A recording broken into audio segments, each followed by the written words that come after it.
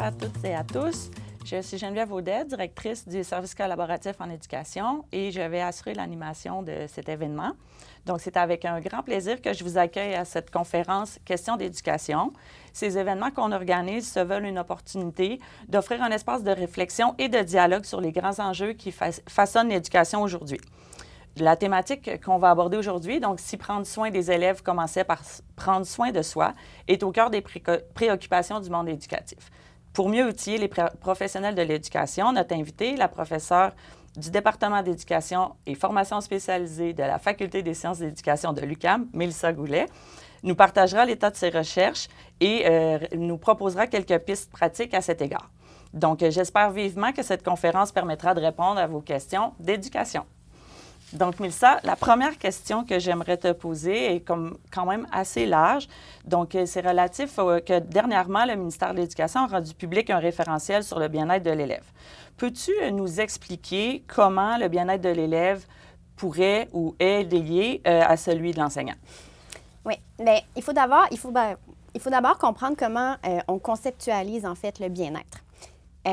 Historiquement, il y avait deux grandes compréhension ou deux grandes écoles de pensée en lien avec le bien-être. Il y avait une conceptualisation qu'on appelait hédonique, qui était une compréhension du bien-être dans laquelle on décrivait le bien-être comme un état lié à des émotions positives, dans le cadre duquel on sentait,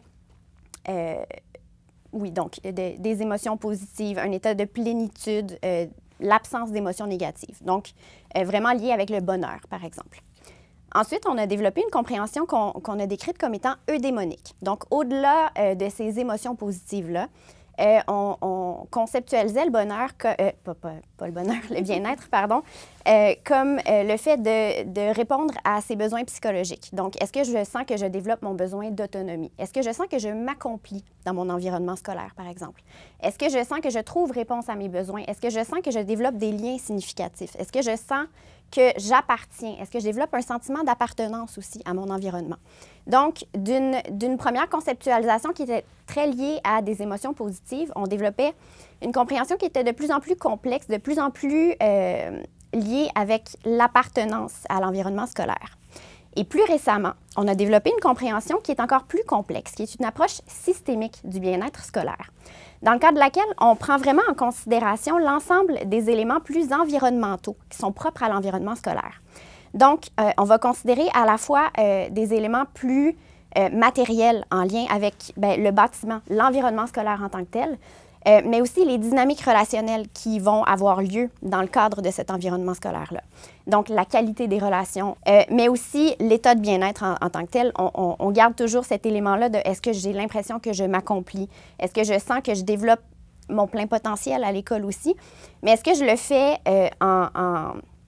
en collégialité avec mes pairs, avec les adultes de l'école? Est-ce que je sens aussi que les relations entre toutes les personnes dans l'environnement scolaire sont positives? Est-ce que je sens que les dynamiques, de façon générale, sont positives? Donc, on est parti d'une conceptualisation du bien-être qui était très centrée sur l'individu vers une conceptualisation qui est très systémique, dans le cadre de laquelle le bien-être de chaque personne est interrelié au bien-être des autres.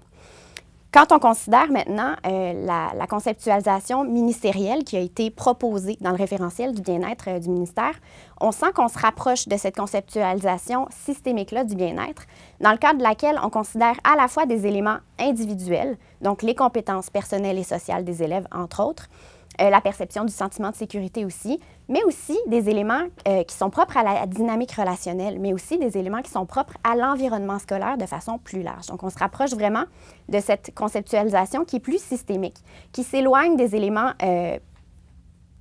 uniquement individuels et qui adopte une vision plus globale, plus écosystémique du bien-être essentiellement. Donc, est-ce qu'on a une idée de comment ce référentiel-là est mis en œuvre dans les écoles du Québec? Puis, est-ce qu'il y a dans ce référentiel-là ou dans les choses qui sont mises en œuvre dans les écoles, est-ce qu'il y a des initiatives qui touchent le bien-être des enseignants aussi? Ou c'est seulement les élèves, si on se fie au titre? Ou même, est-ce qu'on vise aussi l'enseignement des compétences socio-émotionnelles? C'est une excellente question. En fait, ça m'amène aussi à mentionner le fait que le titre de la conférence ne devrait pas être saisi ou compris comme une simple invitation à prendre soin de soi pour ensuite mieux prendre soin des élèves pour les personnes enseignantes, mais vraiment réfléchir à un système scolaire dans le cadre duquel tout le monde, en fait, un système qui prend mieux soin de son monde pour que tout le monde puisse s'accomplir, s'épanouir de façon plus optimale essentiellement. Sachant donc que le bien-être de chaque personne est interrelié. On ne peut pas penser au bien-être des élèves sans penser au bien-être des membres du personnel enseignant. C'est interrelié, tout dépend de tout essentiellement. En ce sens, au mois d'avril dernier, le ministère a proposé un continuum des compétences personnelles et sociales qui devait maintenant être enseignées dans les classes aux élèves. Ça a été là une belle occasion manquée, si je peux me permettre, de proposer, au-delà de ces compétences-là, à enseigner aux élèves, peut-être aussi une démarche soit d'autoréflexion ou d'auto-formation pour les personnes enseignantes pour développer leurs propres compétences personnelles et sociales, sachant que c'est très, très interrelié, dans le sens où on ne peut pas modéliser, proposer ou suggérer, enseigner une compétence qu'on n'incarne pas nous-mêmes ou qu'on n'a pas développée nous-mêmes. Donc, sachant que le bien-être de chaque personne est interrelié, on ne peut pas pousser ou suggérer le développement des compétences personnelles et sociales ou le bien-être des élèves sans prendre soin d'abord du bien-être des membres du personnel enseignant. OK, parfait. Donc, je serais curieuse d'en savoir davantage par rapport au niveau de bien-être dans les écoles. Est-ce que tu as des données que tu peux nous partager là-dessus? J'ai l'impression que oui. J'étais prête, je sentais la question qui s'en venait, je dois le mentionner.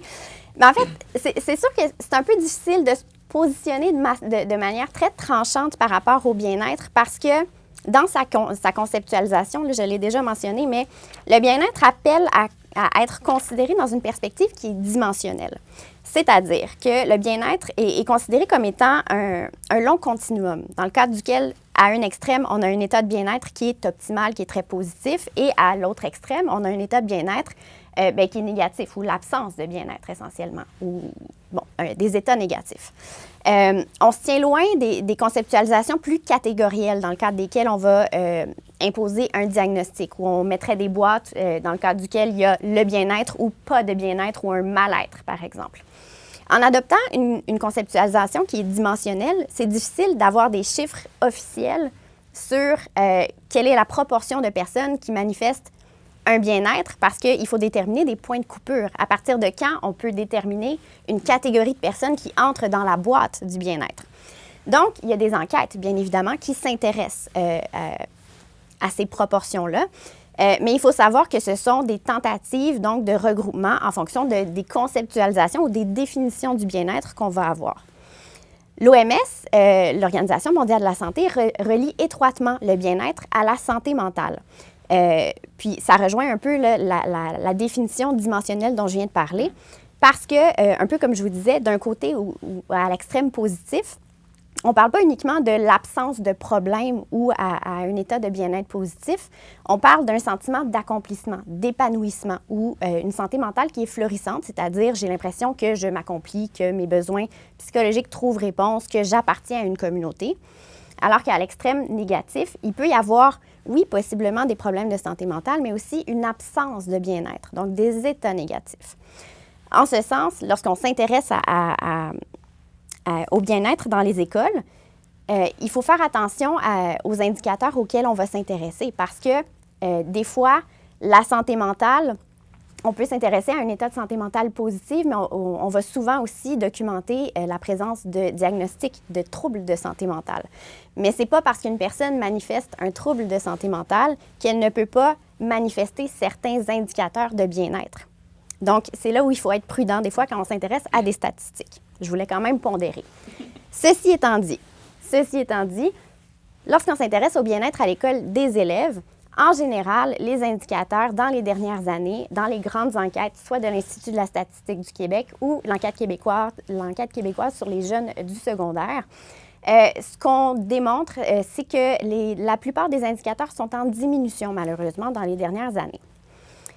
Toutefois, 36,6 des jeunes du secondaire rapportent avoir une santé mentale qui est florissante. Santé mentale florissante, c'est du côté positif. Donc, on rapporte une santé mentale dans le cadre de laquelle les jeunes du secondaire ici sentent qu'ils trouvent réponse à leurs besoins psychologiques, qu'ils sentent qu'ils s'épanouissent. Mais c'est quand même 36,6 des jeunes.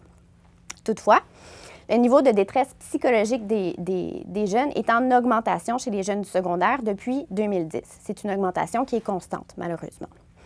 De plus, environ 39 des élèves rapportent avoir subi au moins un geste de violence à l'école ou sur le chemin de l'école durant l'année. Sachant que le fait de ne pas se sentir en sécurité dans les environs de l'école, c'est un des indicateurs qui peuvent nuire au bien-être à l'école. C'est quand même un élément qu'il faut considérer.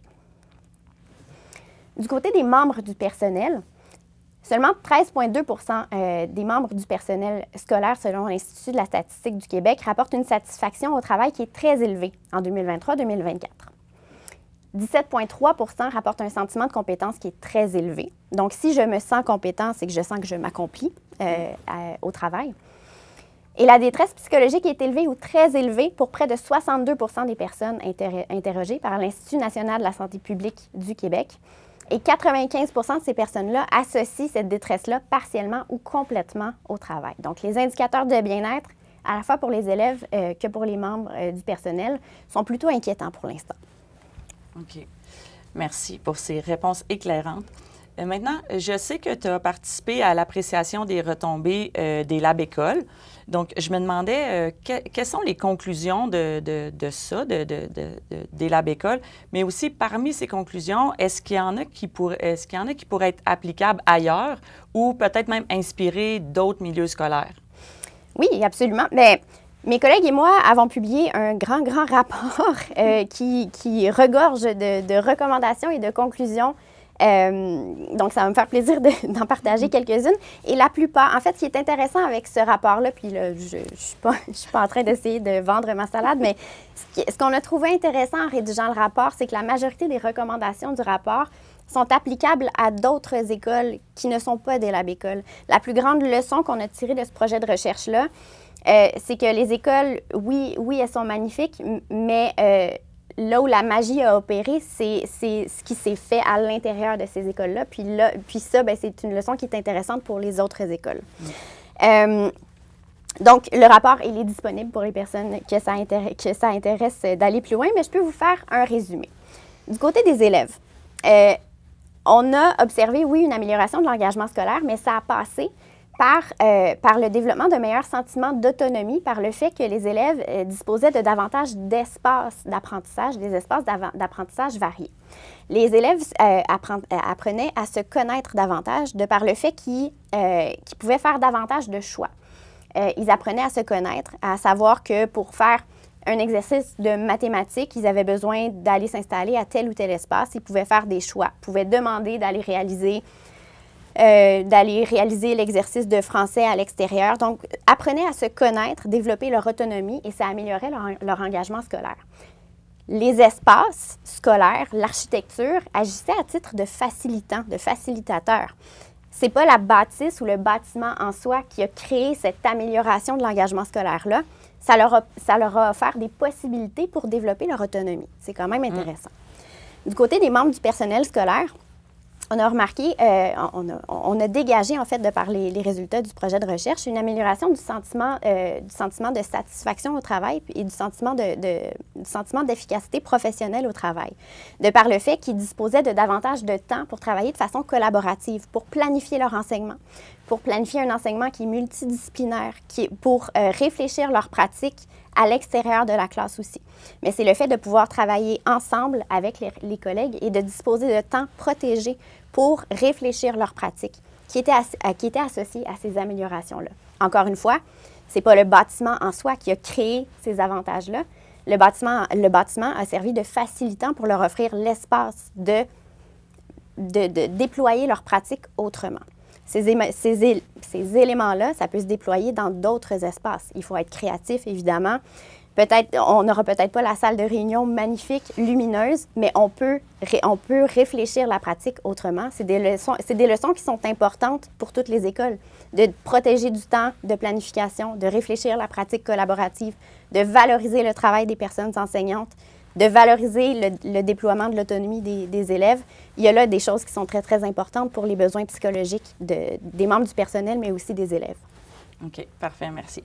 Et puis, ça va un peu dans le même sens que ce que tu as commencé à exposer, mais j'aurais envie de te demander, là, comme dernière question avant de passer aux questions du public, à la lumière de ton expérience professionnelle et des recherches que tu as menées, dont celle du Lab École, aurais-tu des recommandations qu'une équipe école soucieuse du bien-être des membres de son personnel pourrait mettre en place pour améliorer le bien-être? Il n'y aura pas de grandes surprises dans les éléments que je vais mentionner parce que ça va être fortement inspiré de la majorité des projets de recherche que j'ai réalisés jusqu'à maintenant. D'abord, la reconnaissance. D'offrir le temps et l'espace aux membres du personnel pour déployer leur créativité, déployer leur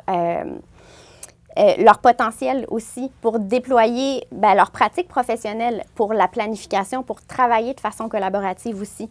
Le PFEQ, il est chargé. La charge est lourde, effectivement. La charge de travail, elle est immense pour les membres du personnel scolaire.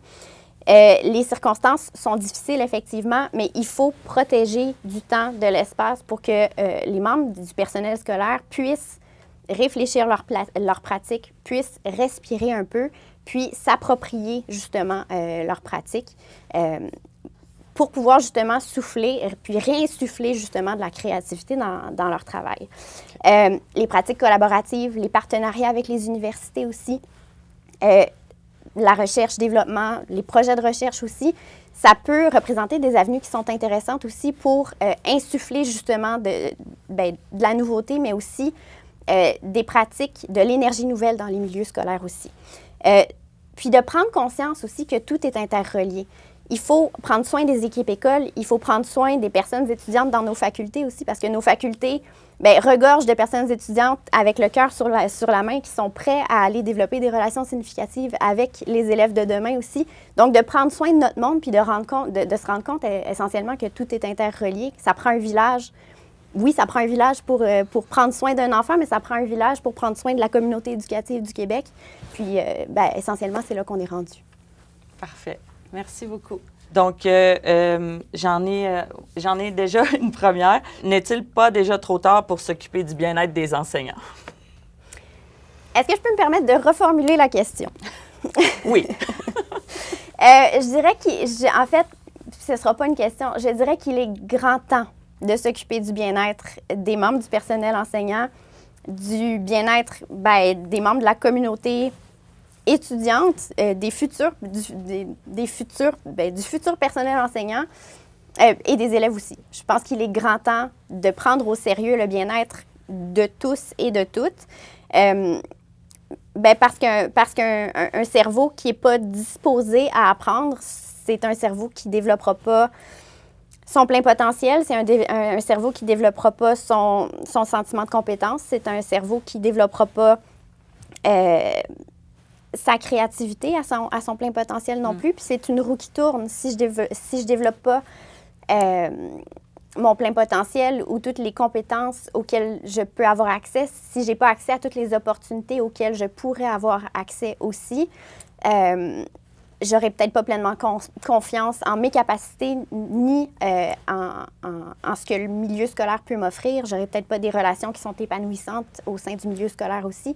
Donc, de prendre compte que tout est interrelié puis de prendre soin du bien-être de tous et de toutes, je crois qu'il est grand temps.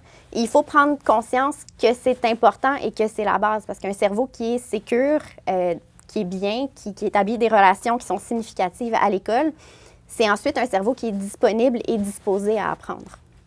Parfait. Merci. Donc, on va regarder pour une autre question. Comment les parents pourraient participer pour améliorer le bien-être à la fois de leur enfant, mais peut-être aussi de leur enseignant? Ça serait quoi les pistes d'action pour des parents? Mais la collaboration école-famille, école-famille-communauté, si je peux me permettre, je pense vraiment que c'est la clé. Une communication qui est fonctionnelle, mais qui est aussi bidirectionnelle. C'est-à-dire qu'une école qui est ouverte sur sa communauté, qui prend connaissance de la réalité des familles, mais des familles qui aussi s'intéresse à la réalité de l'école, qui s'implique à l'école aussi. C'est bidirectionnel. Quand je disais tout à l'heure que ça prend un village, bien, le village, ça inclut aussi la communauté, ça inclut aussi la famille. Quand je dis que le bien-être de tous et de toutes est interrelié, ça implique aussi le bien-être des familles et de la communauté.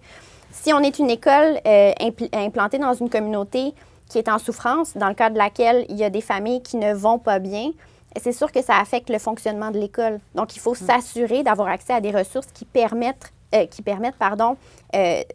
de répondre aux besoins des familles qui manifestent ces besoins-là aussi. Donc, si je reprends la question, comment les familles peuvent contribuer à promouvoir le bien-être des enfants? Bien, c'est d'une part, la première étape, c'est de reconnaître que le bien-être de tous et de toutes est interrelié. Puis d'autre part, c'est d'embarquer dans la marche de cette collaboration école-famille-communauté-là qui est bidirectionnelle. C'est pas la contribution unidirectionnelle de l'école vers la famille, c'est pas la contribution unidirectionnelle de la famille vers l'école. C'est une communauté. OK, parfait. Donc, de développer les relations puis de les maintenir le plus positivement possible. Exactement. Parfait. Il y a une autre question qui a plus trait aux directions d'établissement parce qu'en fait, on peut penser que la charge leur revient d'installer un climat dans l'école, mais aussi il faut que les autres participent. Donc, quel serait le rôle des directions d'établissement dans la mise en œuvre d'un climat qui favoriserait le bien-être au travail? Un des grands indicateurs du bien-être à l'école des membres du personnel scolaire, c'est le leadership pédagogique des directions d'établissement. Mais un des facteurs qui est associé au leadership pédagogique des directions d'établissement, c'est leur propre bien-être. Si je me sens accomplie dans mon rôle de direction d'établissement, je me sens solide pour implanter un leadership pédagogique qui est fort, qui permet à mon équipe école, aux membres de mon équipe école, de déployer leur plein potentiel aussi. Donc, quand je dis que tout est interrelié, ça va jusque-là, en ce sens-là. Donc, de permettre, quand on parle de libération, de permettre de protéger du temps aux membres de mon équipe pour faire de la planification, travailler de façon collaborative, ce sont des clés qui sont clairement associées au bien-être des équipes écoles, mais ça part aussi du bien-être de la direction d'établissement. Parfait, merci. Puis on va avoir le temps non, en fait, je pensais qu'on avait le temps pour une autre question, mais on n'aura pas le temps. Donc, mais merci à tout le monde pour les questions. C'est ce qui met fin à notre conférence. Mélissa, merci beaucoup. C'était un plaisir d'échanger avec toi. Merci aussi à la présence et pour les questions des personnes qui sont derrière l'écran. Donc, vous trouverez sur YouTube, sur le YouTube de la Faculté des sciences d'éducation, au cours des prochains jours, l'enregistrement de la conférence et peut-être aussi certaines ressources associées. Sinon, je vous inviterai dans les prochaines semaines à visiter le site éducation.uqam.ca pour avoir les ressources qui sont associées.